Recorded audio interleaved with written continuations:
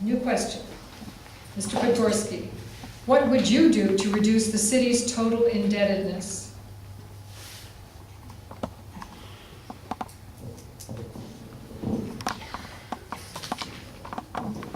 I was a wealth manager, so I managed people's investments.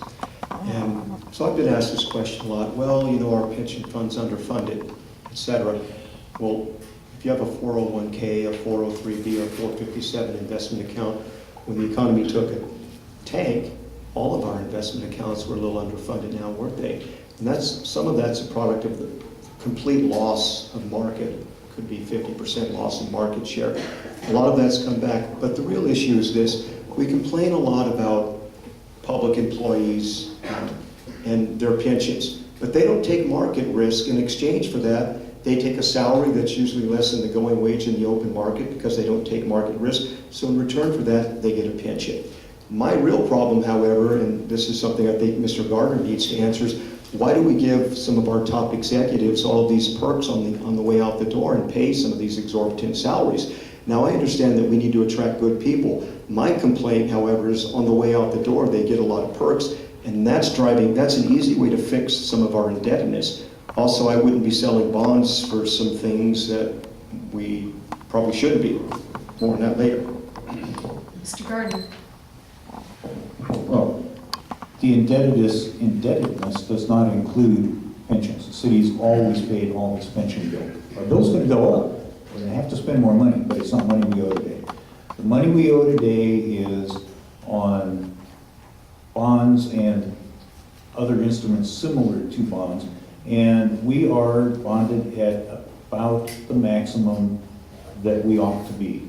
The bonds will pay themselves off in the natural progression of things. They're 20 and 30-year bonds.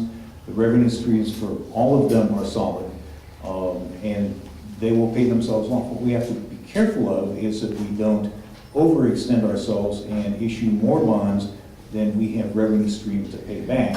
And that's something that we're all cognizant of, and the new city manager is particularly focused on that. And incidentally, while I've been on the council, there have been 3 city managers.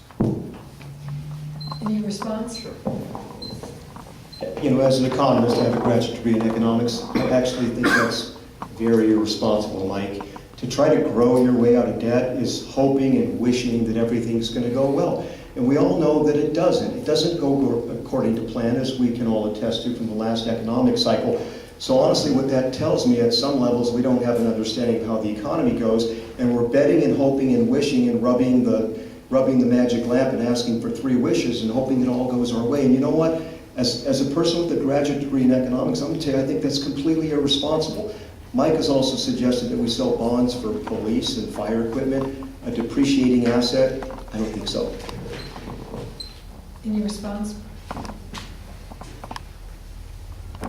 Well, I would say 2 things. I have not suggested we sell bonds for police and fire equipment, where that came from. And